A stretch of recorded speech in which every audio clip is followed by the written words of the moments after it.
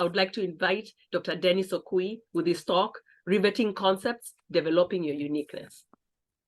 Thank you very much, Grace. Well, on a fateful day of 2013, I was in my home office, minding my own business. Then comes in one of my daughters, who was 10 years old at that time. So she stood there and she was just looking at the books, the home library. And after a while, I asked her, so how can I help you? She said, I was just looking at the books. We have a lot of books. And I said, yes, we do. And she said, I want to count them. And I said, okay, go ahead and count them. Well, after what felt like an eternity, she finished counting the books. And I said, okay, so you're done? She said, yes. I said, well, how many do we have? She said, about 700 something books. I said, well, that's impressive. Thank you very much for doing that. Then I thought she would just go back to what she was doing because I was working. And she stood there and she was looking at me. And I said, something I can help with? And she said, well, I saw the books, but I didn't see any of your books. That's why the 10-year-old girl told me. And I said, well, you see that shelf that is in the corner there? All those, they are my books. She said, but why is it that they are not as nice as the one that are here? I said, well, guess what? They will be nice one day. And she looked at me and she went out. So let me tell you what happened. I have a lot of manuscripts that I wanted to publish years ago. But with what is going on and the way the publishing industry is, I figured out that I cannot do all that job and just let somebody take advantage of my work. Consequently, I have been piling those writings, those books in that shelf in the corner there. Few years later, 2 years, I would say 2 years later, I went to a conference at Baltimore, which happened to be a cybersecurity conference. And one of the speakers happened to be the chair of the department of cybersecurity of the university where I went. Well, I know the name, I know the speaker, but we've never met. I listened. And then when he finished, I said, well, I am this, and well, I know you are the chair of my department, but we've never met. That was the beginning of a new relationship between myself and Dr. Mansour Hassib. And I will tell you that in the presentation that Dr. Hassib made that day, there were two things that really caught my attention. The first thing he talked about was cybersecurity leadership. You see, for some of you who are new to this platform, Cybersecurity Leadership was the first book of Dr. Hassib, the first technical book, because before that he has 2 books. But Cybersecurity Leadership was the 3rd book, but the first technical book that he wrote. So when he talked about a book during the conference, I was like, wow, this is interesting. And then he cornered a term that struck me. He said, people-powered perpetual innovation. People-powered perpetual innovation, which means you have to keep going. You have to keep going. You have to keep going. When after the conference, we met, we talked, and it happened to be a 2-day conference. So the second day we met again. That was the beginning of my change, a total transformation, total transformation.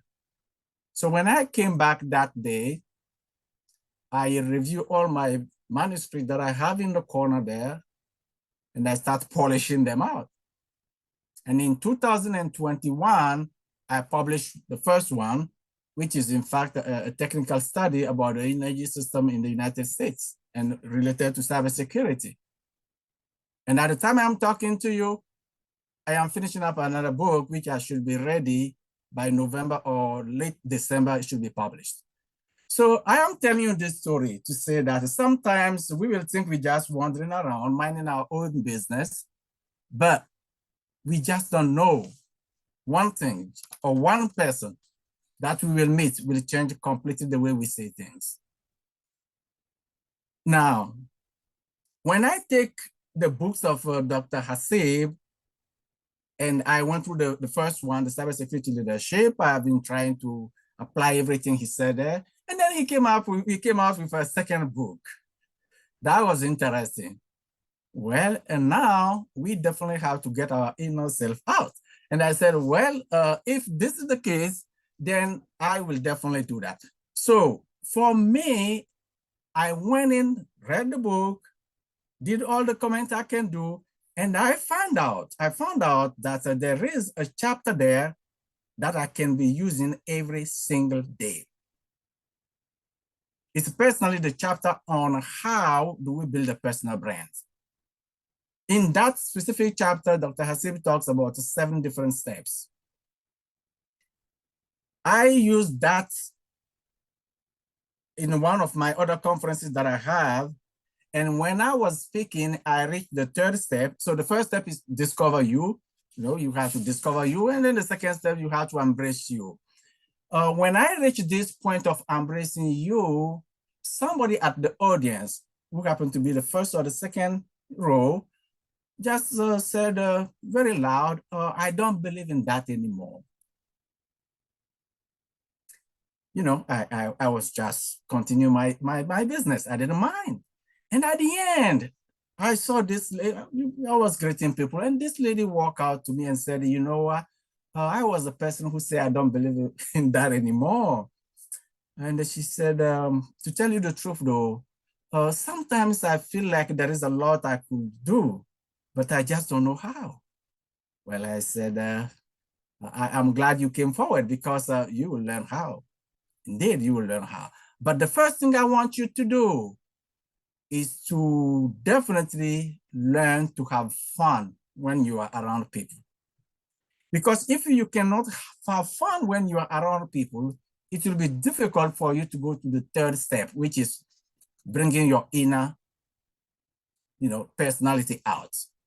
And even if you try to bring that inner personality out by force, it will not be in relationship with the universe, because your relationship with people is not as fun as you may think.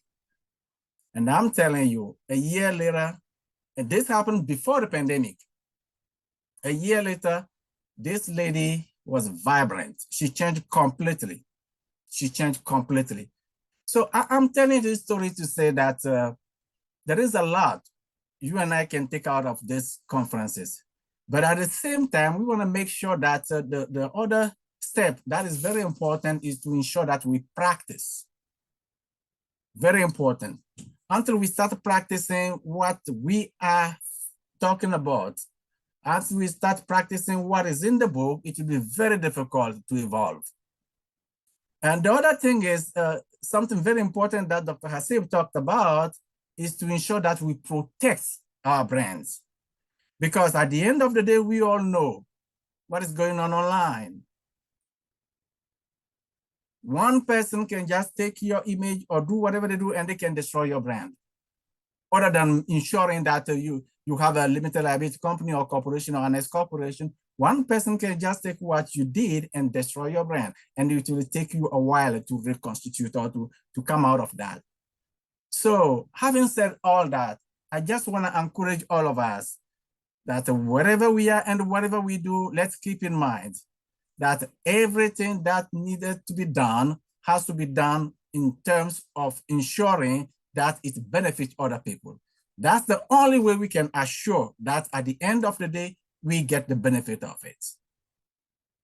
I know it's not easy. I know for some who have not been working with this concept, it can be a little difficult. But I just want to assure you that if some of us have started and it's evolving, you can also start if you have not yet. personally, at this moment I'm talking to you, no matter the project I'm working on, I try to pass through those steps that Dr. Hassim talked about. I try to ensure that those steps are carefully reviewed. I try to break the project down at the granular level to ensure that everything that is being said there, it's minutiously screened as it should, so that there is no problem at the end of the day. And I know that you can do it too. Thank you very much.